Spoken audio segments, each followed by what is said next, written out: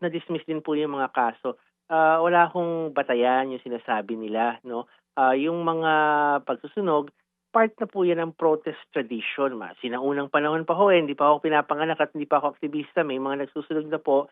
Bahagi po yan ng protected free speech, bahagi po yan ng freedom of expression. Hindi po yan pagkakalat, hindi po yan paglabag sa environmental laws.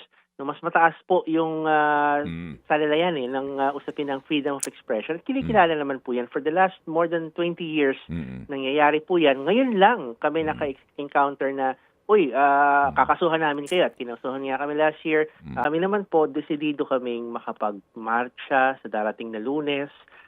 Hapon po ang gagawing protesta sa SONA, kasabay ng talumpati po ni Ginoong Marcos ng alas 4 ng hapon. So magsisimula po ang aming programa siguro bago mag alas 3 ng hapon at dyan po namin balak gawin